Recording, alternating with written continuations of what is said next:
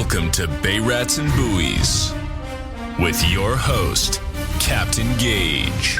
What is up, everybody? Welcome back to another episode of Bay Rats and Buoys. I'm your host, Captain Gaige. This is episode number 38, Season 2 on the boat. Brought to you in part by Seatow Huntington. Are you a member? Visit seatow.com to join today. And the Fisherman Magazine, my favorite subscription to get in the mail. And Clicks Fueling. Visit clicksfueling.com.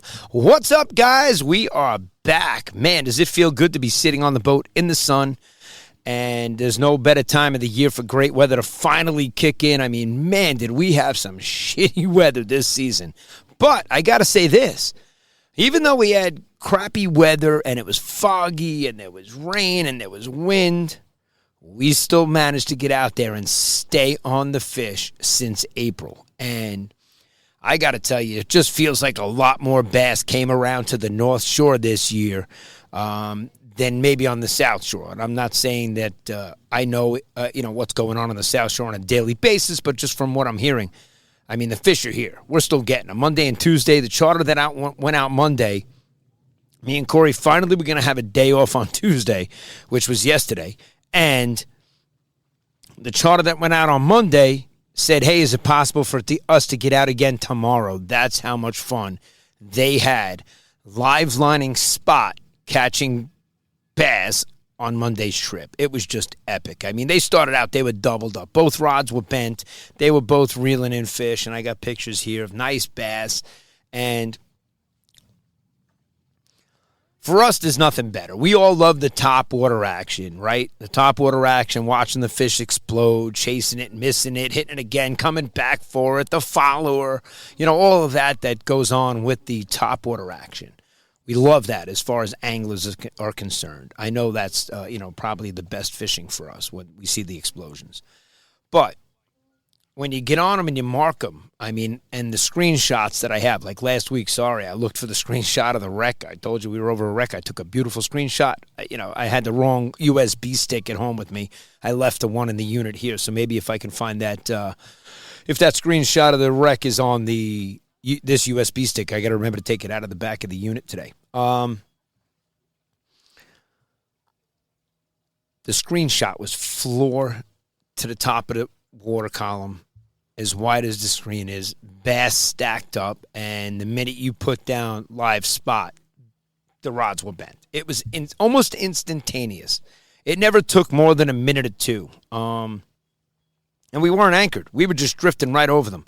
So it was so much fun when that's happening. On light tackle, too, There's one rod on the boat that has an avet on it that's a little bit of a bigger avet. It's not the SJX, it's the MX version, and that might have a little bit of a heavier rod. It's a short star rod. And even that was bent in half on the first fish. And we have great video footage of it here. I mean, the fish was almost ripping it out of her hands. And that's just, for us, that's a lot of fun. So when you can get on the fish and drop down live bait this time of the year, that's your best option. Just like the guy that won the tournament, Eric. Great job, Eric, and Mike and Andrew. You guys did great that day because you put out the buffet. You had live bunker, you had live spot, you had live porgy, you had chunks of porgy, chunks of bunker, chunks of spot. You had everything out. You had the full buffet out. And even you were able to say what they were hitting and what they weren't hitting. And so that's what me and Kory love going out and doing, seeing what's really going to be effective. So on Monday, when it was really effective, Tuesday, when we went out with the same bait, and boom, it was almost instantaneous to us getting on them. And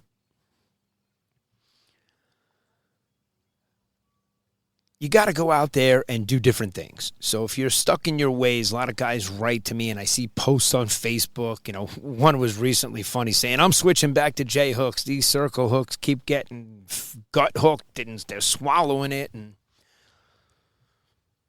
you're probably doing something wrong if that's happening, And I can attribute it to the shark fishing and be able to give you some advice. Maybe don't put the reel in free spool, okay? Put it in strike mode, so that when the fish takes it, it turns the fish and puts the hook into the corner of his mouth, Yeah, what's going to happen? You might lose a fish or two, but you're not going to get any. We had every single bass that we caught this week was hooked perfectly with a circle hook. And none were gut hooked, and it just worked out. It's perfect. It's what we asked for. It's what we try to do. We even tagged a few. We caught a northern kingfish on Sunday afternoon's charter. The morning was bass, and the bite was slower on Sunday. Actually, the body of fish was not in their area where we find them. So you have to move because the fish are moving, and then you find them. But we didn't see big bodies of fish on Sunday. Monday, we saw much bigger bodies of fish in multiple areas, and, they're moving around. Water temperature finally heated up out there, The highest we saw it was 72.8. It was 72. It was, just under 73 degrees out there in the Sound. But what's crazy is we were out there every day, and we watched it go from 66 on Friday to 73 degrees in certain areas. So it was like, what a fluctuation in temperature. And, that definitely affects the bite. Now, remember, the boat is reading surface temperature, so it's going to fluctuate. Somebody could piss off the side of the boat and change the temperature out there. And we joke about that. Anyway, I got to say a thank you to George and Teddy, too, because, for the tournament, I wanted a specific brand shirt, okay? And I was very adamant about getting that specific brand, and this is it.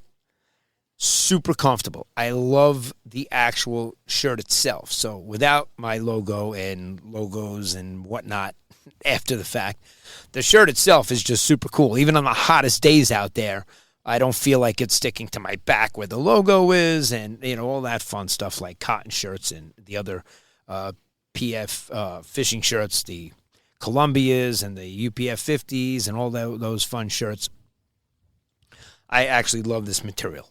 And George was able to get me the brand that I wanted and hook it up and make them look incredible. So I got to say thank you to George and Teddy.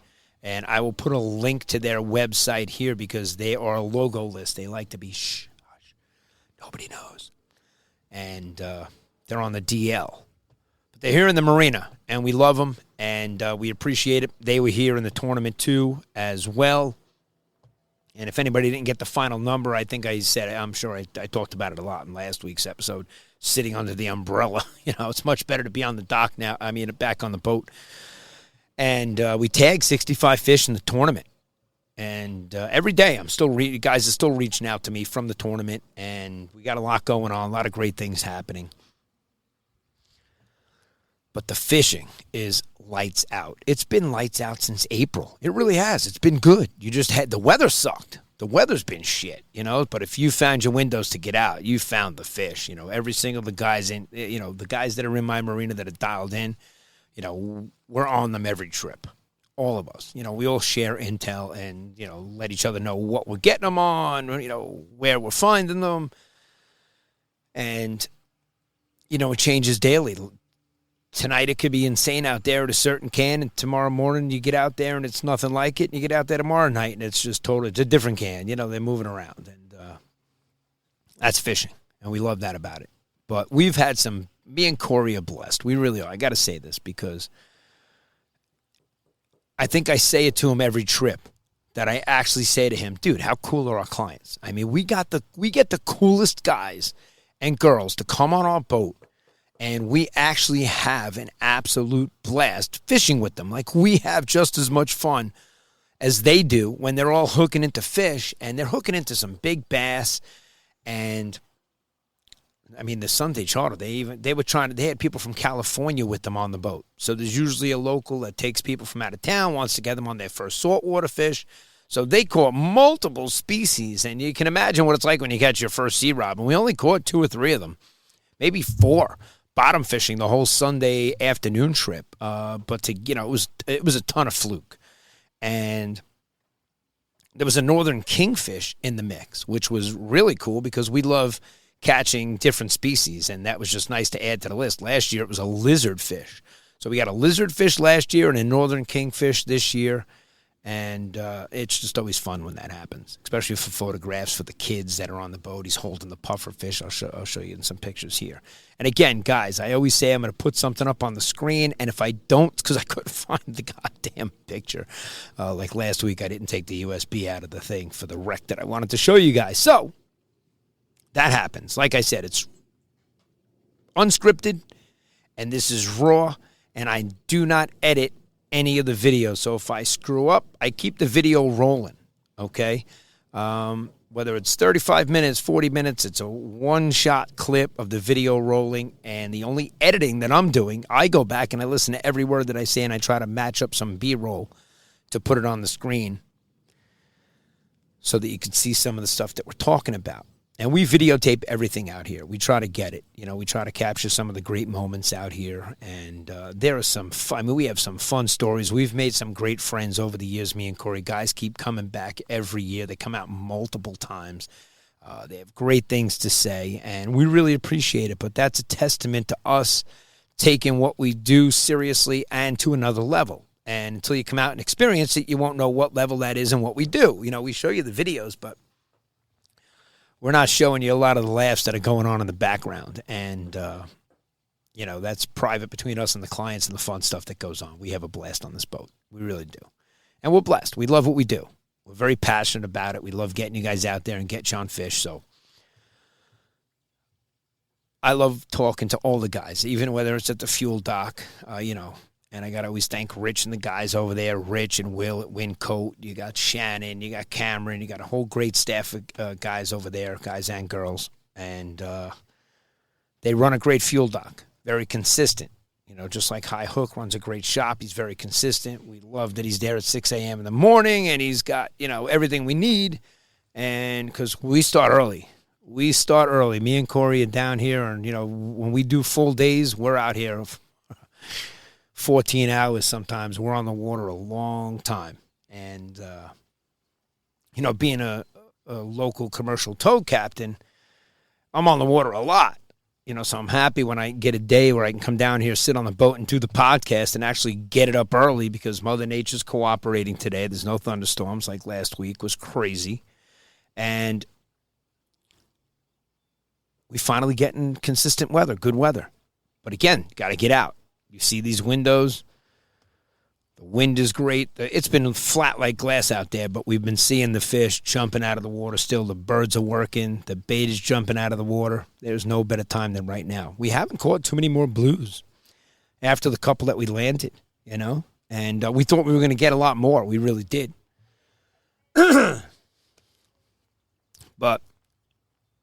if you guys want to get out there and catch fish at nighttime and sit on the boat right now, I turn the chairs around like this. We sit here. We sit on the boat. We laugh, and we wait till the rods to go off. And there's no better time than now when the nights are finally heating up where you could sit out there in shorts and a T-shirt, and there's no bugs, and it's just an amazing experience to be out there. And we'll also get you out first light. You want to get out at 5:30 in the morning, you're done by 9:30, you're at work, you're home by 10, you know, and that's another great testament to getting out real early in the morning. The bite in the morning is epic. It really is. There's nothing better. And I tell people all the time. I even said Monday to the charter, you guys, the earlier you can get down here, the better. And we got out there. They wanted to stay out there extra time. Then Tuesday, me and Kory were supposed to have off. They booked Tuesday and stayed out the whole, you know, Tuesday catching bass, live lining them at spot. And so me and Kory are actually going out on, you know, we go out on bait missions where we go throw these cast nets and we find the actual, you know, we're going to find bait. So we'll go throw multiple cast nets all day long, you know, different size cast nets. And so we have days that we go out that we're just hunting bait, you know, for the next 4 or 5 charters that are lined up like we have going into this holiday weekend. And it's just been crazy. It has been, I think we did 6 charters in 5 days, and it was just lights out fishing on every one of them. And for us, that's, you know, it's a lot of fun. It really is. And again, thanks to the guys at the fuel dock. We love getting our gas in our ice. We need some pontoons out here like Florida delivering food. That's what we're going to need soon. when people get hangry out there. We got tons of snacks and soft drinks and water and ice always on the boat because you got to have stuff. You get out there. People actually forget to bring stuff, and not like Saturday's charter. They not only did they bring stuff. The trip started with Bloody Marys. They were right out of the gate having a ball, and you'll see them here in the video. Nothing better than showing up in a Jaws tank top on a foggy morning when you're going to get out there. You go through the fog at 30 miles an hour, 35 miles an hour. And if you're not behind the console, it feels like rain. That fog is thick. It's moisture. You're driving right through the moisture. And I got to tell you, game changer for the radar. Game changer, especially with the confidence of going through that fog and not having to worry about like years past where, your head is in a different place knowing that the electronics are there to help you out. And the side scan. Side scan, we say it every trip. We're like, this is like cheating to us, It really is. And being able to take those screenshots. And hopefully I'll show you some. I'll show you some from yesterday's trip, even the past couple of days, just the bass that we're seeing stacked up, and show you what they look like so you know how to get out and see them and get on them. And I'm telling you now, this is the time of the year that you want to drop chunks and you want to live line and get into these fish with bait. You really do. Everybody's saying it. Everybody. They're very finicky. And they're not finicky. They're finicky to the artificials because there was so much bait in the water, and that's what they're feeding on. And so if you're having a problem with them being finicky, you might want to switch it up, because I had guys write to me saying that they've thrown everything at them, tubes and, trolling and doing everything, and they mojos and everything you can possibly throw at them. And they were getting nothing. And here we are posting pictures of people holding up fish on every single trip. And these days we get out there, we troll with our charters. Here, I'm going to show you Saturday's charter. These guys were awesome, and what a ton of fun we had. We really did. It's great when we have guys on the boat that never caught striped bass, and you put them on a big fish. And we love all 4 of our Tony Maja rods this year. We love them. And, not only is it a great connection to have, because, for years we tried getting them, and they were just out of stock, and now everything's back in stock thanks to Tony Maja products. And, I got to thank all those guys for sharing the tournament video, which is epic. We really appreciate it, which I'm still editing the footage from everybody that sent in the footage from the tournament that day. We've had so many charters. I haven't had time to sit down at the computer. I'm going to be lucky to sit down today and get the podcast out. And it's coming into the holiday weekend, and again, it kicks off tomorrow with more charters. And it just, going into this holiday weekend, it's going to be busy. And then during the week, there's been charters every day. So if you guys want to get out there, we're the guys you can call and say, hey, can we get out on next Wednesday? We'll get you out. You want to get out next Thursday, just give us a call. Can we get out tomorrow? A lot of times if we're available, we'll figure out the right time slot and the right tide to get you out on, and give you the best possible chance to get on some fish. And proudly, we can say since April, we haven't had a trip that we've gotten skunked on. And I'm not saying that to knock on wood and being superstitious, and no bananas. So I say that with confidence. If we got skunked, we're going to be happy to tell you. Some days the bite is a little tougher to find them. You don't see them as stacked up. Like Sunday morning, it wasn't as stacked up as it was Monday and Tuesday. It was nothing like it. But we still caught some fish on Sunday. They still caught some striped bass. Some trips you catch a few, and some trips it's nonstop. It can happen the entire, length of the charter. And then we're out there and people want to extend the length of the charter because it's just, they don't want it to end. They're like, this is incredible. And that's a lot of fun for us. It really is. But we're very blessed this year. The fish are here in big numbers. They're sticking around. We'll see what happens now that this water temperature actually gets up higher. You're going to notice that the fluke are going to move off into deeper water very shortly. I know guys are still getting them in, the 30-foot depth. But soon it's going to get, the temperature's going to really warm up. But, it doesn't really warm up down there in 30 feet of water. It's still cold down there. We're seeing the temperature change on our transducers and on the boats via surface. You jump in, that first 5 feet of water may seem like it is, closer to the temperature that you're reading. And then you dive down 10, 15 feet. You feel it changing as you dive down. So But as we get further into the season, the temperature hits its max temperature, and, naturally the fish are just like us. Hot days, where do you want to go? You want to get into the car and turn on the air conditioning. You want to get into the house, turn on the air conditioning. Same thing with the fish. They want to get out of the warmer water and go into the cooler water. So that's what the captain's log shows. As that temperature changes, the bite changes, and you got to strategize with the changes that are going on, whether it be the barometric pressure, the storm that rolled through, the storm that's coming, the moon, all that stuff. You guys know it. It affects the bite, and that's what makes fishing, and just staying dialed in on them. What else can I give you advice besides the live line and getting out there? I mean, you definitely have to use the circle hook, so you don't have a choice. This guy's posted something saying that they were swallowing everything. They were probably swallowing it because you're giving it to them in free spool and letting them swallow it. That circle hook is meant, turn them around and hit them in the jaw, catch them in the corner. And you want to keep that reel in strike mode. You'll probably have a much better hookup than as if you're using your fish finder rig with an open spool, letting them just run and thinking you're going to set it, which we've done both. We've been testing and running both. You'll see here. When Junior locked up on this fish, it was a lot of fun. It's fun when they're, hearing the reel click and then they set the hook. And he was christening one of his new rods that he got over from Little Joe.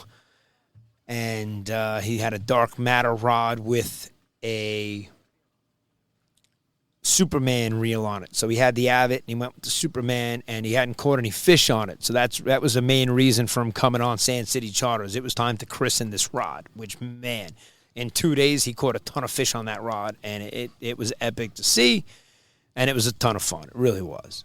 And a lot of fun stuff happening this time of the year. You got the Montauk Canyon Challenge going down on July 11th, so now they're, just a week away now. So this is, it's time flies. Summer flies. It's already July 4th weekend. The kids just got out of school. So I feel like, temperature water-wise, the temperature finally became summer. We got a lot of storms rolling through. There's a lot of summer storms rolling through. Like one of the captains just asked me, he goes, is it going to rain? Is it going to rain later? And I said, I really don't care. It's my day off. It ain't raining on me. I don't care. It's not raining now, and I'm down here doing the podcast. I don't care what it does today. Going back to the air conditioning to edit this thing and pop it up, get it on the internet, and episode 38 in the books. And then tomorrow we're right back at it. So, yes, tonight I'll be looking at the weather and seeing what it's doing tomorrow. But today I really don't care. And that's a good thing.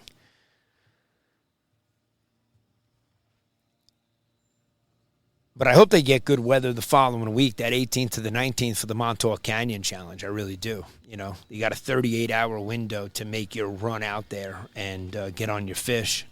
I'm excited to, be gearing up. Thank God I have a very small, light setup. I'm totally mobile. I'm not even plugged into shore power right now with this setup. And I could plug out in the middle of the sound and go plug in and do the podcast from there. So I'm excited to get out there with Chris Squeary and do this podcasting for the Montauk Canyon Challenge. And you guys can head over to that MontaukCanyonChallenge.com if you want to get your boat registered and involved. Now's the time to do so. I don't know when the cutoff date is. I'm not reading off of anything right here. Like I said, I am totally raw and unscripted. I love that. When I get down here and I sit down, I know I want to mention that we caught a northern kingfish. I want to shout out to George and Teddy and the gas stock and a whole bunch of the guys in town and people that hook us up and help us out. But again, I have no paperwork written down or anything to work off of. This is strictly, going off the cuff, which is not always the easiest thing to do. But for me, it's so much more natural than if I had to sit here and look at a teleprompter and read this or read anything. It wouldn't sound as natural as it does. And I think that's what makes Bay Rats and Buoys so authentic. And, you never know what you're going to get. You don't know where I'm going. And speaking of not knowing where you're going, Matt was down here, J&M Seafood, and, he talking about a window to get out. He's got no windows to get out. His window's open like that big, so he runs out. He's like, I'm going to get on him. And, of course, you don't even have to tell him, He knows he's going out with live bait because that's the way to get him. Right now, that is the way to go. And I didn't get a chance to talk to him when he got off the boat and ran in yesterday. I actually was busy in the afternoon there.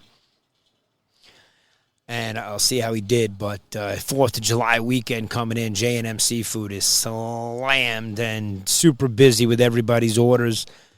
So if you still have time and you want to get something for your 4th of July party, now's the time to head over there and go get it while they got it, because I'm sure it's not going to last long. That place is going to be empty. Ain't going to be anything left in there.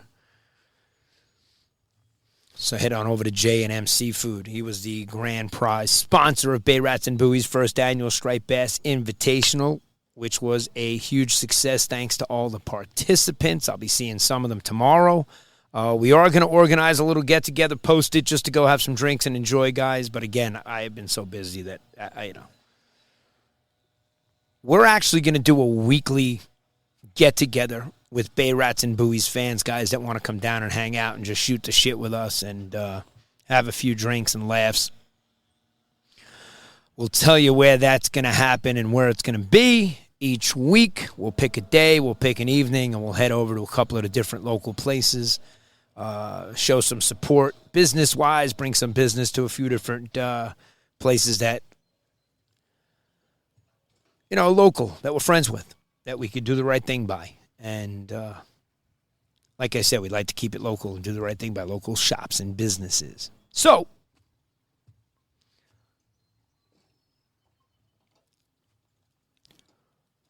curious to see if everybody's out there catching sea bass and fluke. I heard of some big fluke being caught. Congratulations to Dave Brown. I'll tell you the tournament. I'm going to look it up on the text message just so I can get it right. I know it's right here because it was just happening. And it was the Smithtown versus Stony Brook fluke tournament. All right. And Dave Brown won the Calcutta and first place with a 6.1 pound, a 5.1 pound, and a 2.3 pound fluke. So way to go, Dave. Congratulations to you and the crew. I could throw a picture up here of the crew he had on board. And the Calcutta, which is something that we'll do next year. So this year I held off on doing anything as far as the Calcutta was concerned. It was the first year for the tournament. There was enough to do and enough to worry about that, next year, Bay Rats and Buoys, the second annual Striped Bass Invitational, will be a much improved tournament.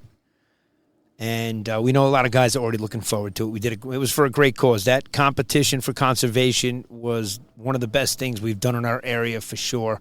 And tagging 65 fish, we all have something to be very proud of for our area and for the fishery and for the striped bass. So Sunday we actually caught some small ones, which were good to see that there were actually some dinks in the mix here because, man, everybody knows catching a slot fish was like catching a trophy. That catching overs was easy to do.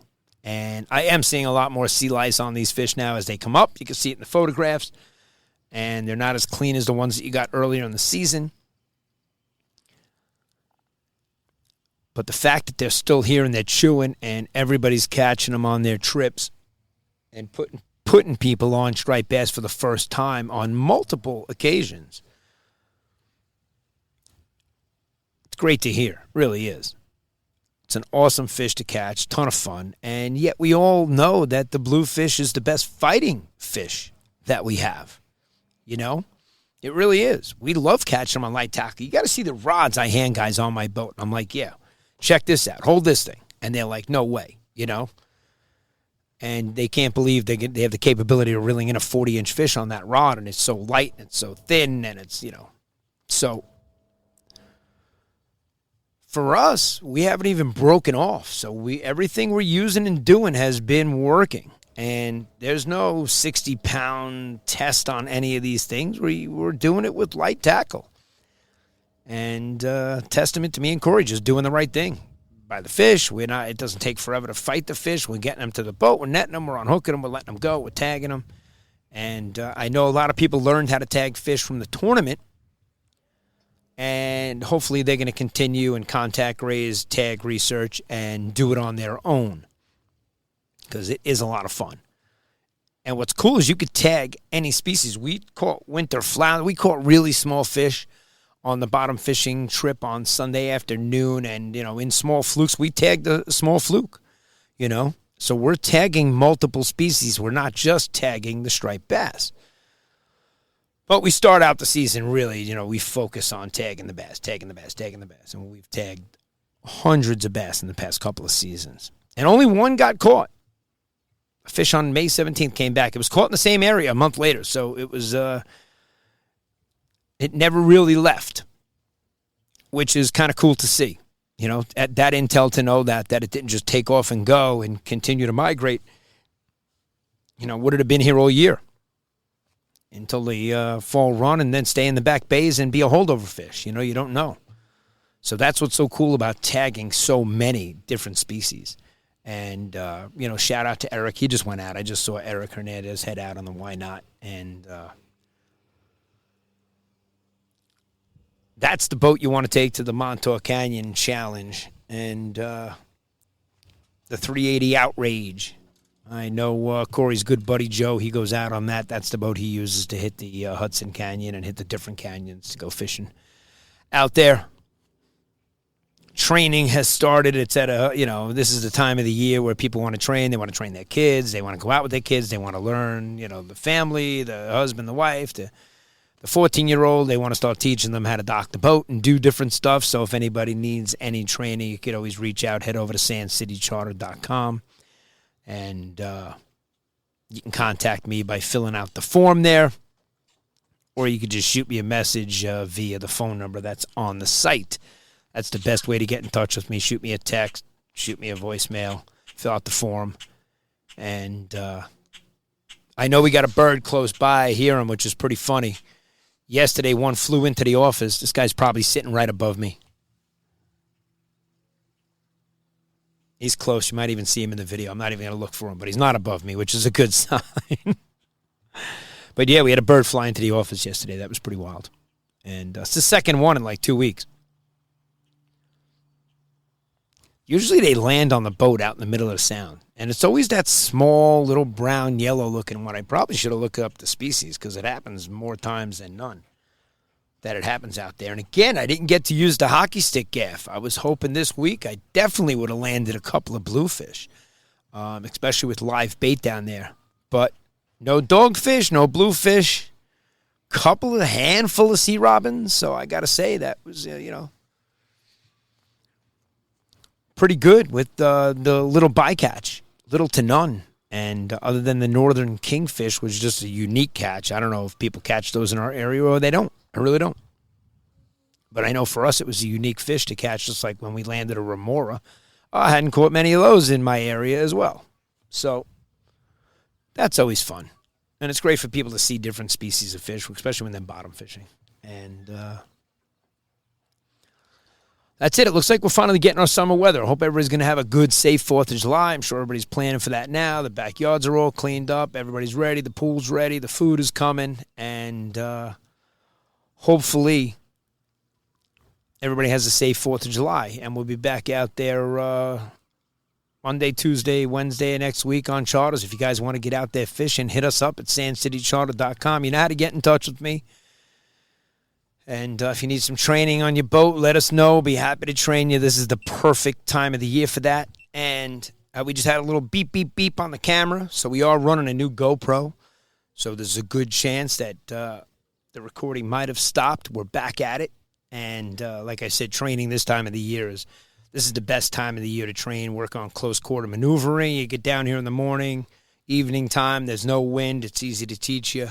And obviously we're going to teach you when there's different tides and different winds so that you learn in all conditions. And that's important, Learning how to dock your boat is, docking your boat is a modified crash. It's how fast do you want to go, And teaching you how to stop the boat. A lot of guys just slamming in reverse, which is not the proper way to stop a boat.